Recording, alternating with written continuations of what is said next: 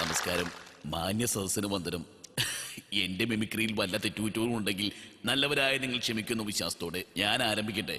ആദ്യമായിട്ട് ഞാൻ ഇതുവരെ ഒരു വേദിയിലും അവതരിപ്പിക്കാത്ത ലാലു അലക്സ്. എന്നതായിരുന്നു അമ്മയുടെ മോന്റെ പെർഫോമൻസ്? ഫയലുകൾ എടുക്കുന്നു, മേശപ്പുറത്ത് വെക്കുന്നു, കണക്കുകൾ നോക്കുന്നു. ഒറ്റ നോട്ടത്തിൽ ഞാൻ തന്നെ കണ്ടങ്ങ് ഞെട്ടിപ്പോയ എന്റെ അമ്മച്ചി. നീ എങ്ങാനും എന്റെ അനിയനാണെന്ന് അവരെങ്ങാനും അറിഞ്ഞ നാളെ എന്റെ തൊപ്പി അങ്ങ് തെറിക്കും. പിന്നെ ഞാനും ഉണ്ടാകും നിന്റെ കൂടെ നാട് നന്നാക്കാൻ. Thank you thank you thank you thank you. അടുത്തതായിട്ട് ഞാൻ അവതരിപ്പിക്കാൻ പോകുന്നൊരു വെറൈറ്റി ശബ്ദമാണ്. കരയുമ്പോഴും ചിരിക്കുമ്പോഴും ഒരേ ശബ്ദമുള്ള മലയാളത്തിന്റെ പ്രിയപ്പെട്ട താരം പ്രേം നസീർ.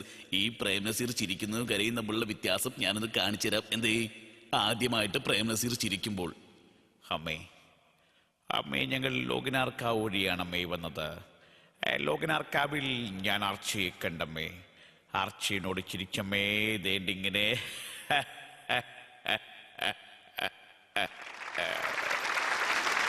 ഇതേ പ്രേം നസീർ തന്നെ കരയുമ്പോഴുള്ള വ്യത്യാസം എന്താണെന്ന് നോക്കാം നമുക്ക്. ഉമ്മ ഇത്തിക്കരയാറ്റിലെ വെള്ളം കുടിച്ചിട്ട് വേണോ ഉമ്മ ഉമ്മയ്ക്ക് മരിക്കാൻ? വേണ്ടുമ്മ വേണ്ട.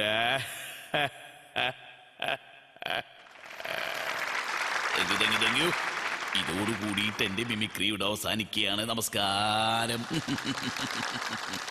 കൊള്ളാം തേറാം. ഇതൊക്കെ എവിടുന്ന് പഠിച്ചു? അയ്യോ, ഞാനൊരു പരിപാടിക്ക് പോയപ്പോ ഒരു പയ്യനെ അവതരിപ്പിക്കുന്നത് കണ്ടു, അത് കോപ്പി അടിച്ചതാ. നല്ല ഐറ്റമാണല്ലോ. എന്റെ ശബ്ദം കൂടി ഒന്ന് അവതരിപ്പിച്ചുകൂടായിരുന്നോ? മനസ്സിലായില്ല. ഞാൻ ചിരിക്കുമ്പോഴും കരയുമ്പോഴും ഒരേ ശബ്ദമാണല്ലോ. ആണോ? ഒന്ന് ചിരിച്ചേ. ഇത് ചിരി, ഇത് കരച്ചിൽ. ഒന്ന് പോയിക്ക. വെറുതെ മനുഷ്യന്റെ കഞ്ഞി പാറ്റിയിടാനായിട്ട് ഓരോ കോമാളികൾ ഇറങ്ങിക്കോളും. അടുത്തത് പരാജയ സൂര്യ അവതരിപ്പിക്കുന്ന കാട്ടു നൃത്തം.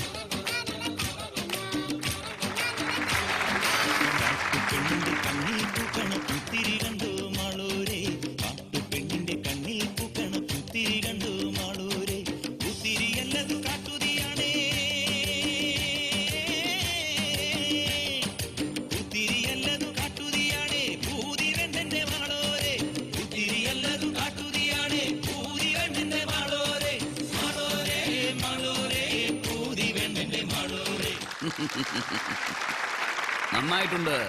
നന്നായി ഡാൻസ് ചെയ്തു. എന്താ പേര്? പ്രസീന. നല്ല പേര്. നീ നല്ല ഭാവിയുള്ള കുട്ടിയാ. ഇക്ക, ഞാൻ കൂടെ ഉണ്ടായിരുന്നു. അതിന് ഞാൻ എന്ത് വേണം? അങ്ങോട്ട് മാറി നിൽക്ക്. പിന്നെ സ്ത്രീകളുടെ പ്രത്യേക ശ്രദ്ധയ്ക്ക്, നിങ്ങൾ എല്ലാവരും അവരവരുടെ ഇരിപ്പിടങ്ങളിൽ തന്നെ ഇരിക്കണം. കൂടാതെ സ്ത്രീകൾ ആരും തന്നെ സ്റ്റേജിന്റെ പിറകിൽ ഇരിക്കുവാനോ കൂട്ടം കൂടി നിൽക്കുവാനോ പറ്റില്ല. കാരണം ഛായാമതി എന്ന നാടകം അവതരിപ്പിക്കാനുള്ള ആക്ടേഴ്സ് സ്റ്റേജിന്റെ പിറകിൽ എത്തിയിട്ടുണ്ട്. അവരെ രണ്ടുപേരെയും ഛായാമതി എന്ന നാടകം അവതരിപ്പിക്കാനായിട്ട് സ്റ്റേജിലേക്ക് ക്ഷണിക്കുന്നു. ഈ നാടകത്തോടു കൂടിയിട്ട് ഇന്നത്തെ കലാമേള ഇവിടെ അവസാനിക്കുന്നതായിരിക്കും.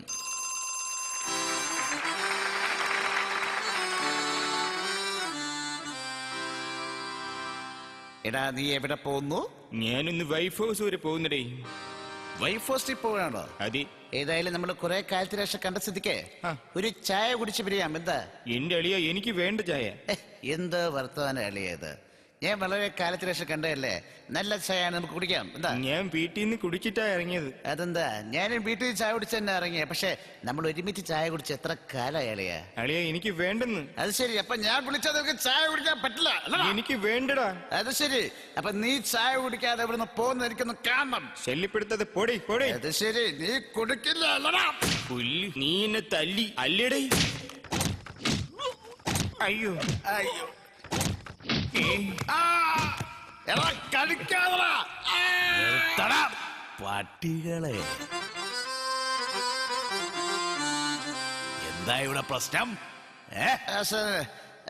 ആശാൻ ഇതിൽ ഇടപെട്ട സ്ഥിതിക്ക് ഞാൻ പറയാം.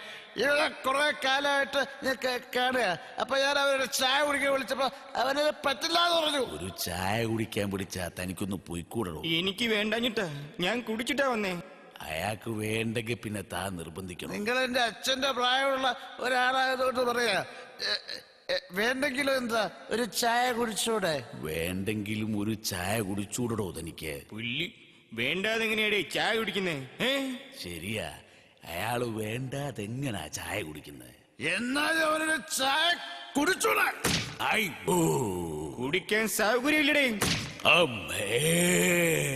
അത്രക്കായോടാ നീ? അയ്യോ അയ്യോ, നിർത്തിനടാ കണ്ണി ചോരയില്ലാത്തവരെ. എടിയ, കാര്യങ്ങളെല്ലാം എത്രത്തോളം സ്ഥിതിക്ക് നമുക്കൊരു ചായ കുടിച്ചിട്ട് വരാം. എന്താ? ഇനിയിപ്പൊ ചായ മാത്രം പോരടേ, എന്തെങ്കിലും ഒന്ന് കഴിക്കാനും വേണം. ഇത് വാളിയാ, വാ. നിൽക്കാൻ.